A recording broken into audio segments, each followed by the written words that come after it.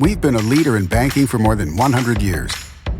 You'll find us here, at home, on your phone, and everywhere you go. Renaissance Bank. Understanding you. Member FDIC. Equal housing lender.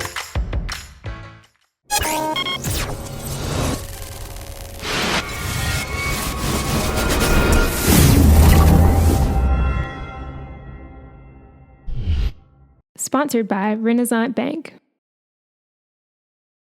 Good morning, Northeast Mississippi. This is Newsbreak for Tuesday, July 11th. I'm Brad Locke. Thanks for joining us. Just a reminder that you can catch Newsbreak each weekday at 7 a.m. You can watch it on djournal.com, Facebook, YouTube, or the Daily Journal's mobile apps for Apple and Android devices. We're going to take a quick look at news, sports, and weather for Northeast Mississippi. Let's start with the weather forecast for today. We're going to have clear skies, a high of 94 degrees, a low of 73, just a 10% chance of rain. 3-day outlook could see some thunderstorms on Wednesday, high of 91, low of 75. It's a 60% chance of rain. Thunderstorms possible on Thursday as well. We're going to see a high of 92, a low of 76, a 50% chance of rain. And thunderstorms also possible Friday, high of 92, low of 75, 60% chance of rain. Let's take a look now at some of the top stories from the Daily Journal and djournal.com on this Tuesday. The heavily trafficked North Gloster Street in Tupelo will soon get a repaving job.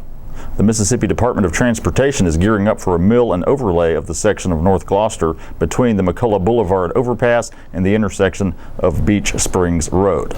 Work will also be done on Barnes Crossing Road between the intersection of North Gloster and Tom Watson Drive. MDOT also plans to update the stoplight signalization patterns so as to improve traffic flow. That comes as Major Thoroughfare and the City of Tupelo are preparing a similar initiative on Main Street. Turn lanes will also be widened on Barnes Crossing Road and Commonwealth Boulevard. MDOT hopes to set its North Gloster work in motion before the end of the year, probably in October. An estimated time of completion has not been set. Big changes are coming next year to the North Mississippi Medical Center Transfer Center. The Transfer Center is composed of a small group of registered nurses and dispatchers. They serve as the medical equivalent of air traffic controllers, coordinating admissions, discharges, patient rooms, ambulances, and resources. These behind-the-scenes staff members will be moving to a larger space next year. Also, the name will change to the Patient Logistics Command Center as they begin managing 5 community hospitals in the North Mississippi Health Services system. The center stays busy just managing NMMC Tupelo, averaging 1,200 patient submissions and 30,000 calls per month. The goal is for the changes to go into effect in January, with 1 hospital being added at a time. Typically, there are about 5 dispatchers and 2 nurses on duty in the transfer center, which is always open.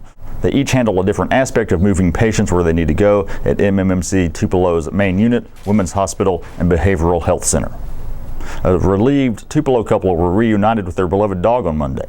Puddles the Peekapoo took an unexpected weekend getaway when a car was stolen from the West Main Kroger parking lot Saturday morning. Todd Underwood said his wife had gone into the store but left the air conditioning on for Puddles, prohibiting the car from locking. The car was stolen, and officials learned Monday that the suspect had driven all the way to Atlanta. The suspect was driving back toward Birmingham on Sunday when Puddles escaped at the Cane Creek RV Park in Heflin, Alabama. Someone found the dog at a gas station and took him home with her. Puddles and the Underwoods were reunited around lunchtime Monday. The suspect, James O'Neill Neighbors of Baldwin, was arrested Sunday night on the charge of receiving stolen property. Tupelo detectives continue to investigate the case and anticipate charges being filed for a felony taking of a motor vehicle once the suspect is returned to Tupelo. And in sports, Ed Orgeron feels he's ready to be an SEC head coach this time around. The LSU coach spoke with the media Monday at SEC Media Days. He was hired to lead the Tigers after posting a 6-2 record last season when he took over on an interim basis for the fired Les Miles. Orgeron was head coach at Ole Miss from 2005 to 2007.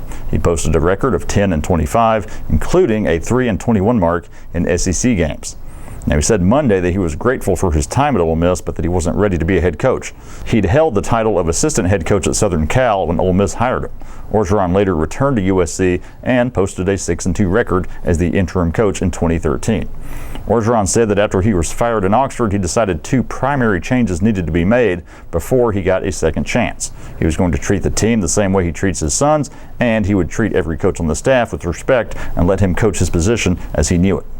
Media days continue today with MSU coach Dan Mullen meeting the press. Ole Miss coach Hugh Freeze is up Thursday. That does it for Newsbreak on this Tuesday. I do want to remind you to check out a webcast that we produce here at the Daily Journal, Capitol View with Capitol Bureau Chief Bobby Harrison. Every Monday you can watch a live episode at 2 p.m. at djournal.com or catch the replay later in the day. So be sure to catch this week's episode in which we talk about State Senator Chris McDaniel and the possibility of him running for U.S. Senator in 2018 against Roger Wicker. Also an update on Delbert Hosemann, the Secretary of State, and the voter data issue. All the stories I talked about today you can find in your Daily Journal or at djournal.com. Be sure to follow us on Twitter and Instagram at djournalnow. Give our Facebook page a like as well. That's it for Newsbreak on this Tuesday. I'm Brad Locke. We'll see you next time.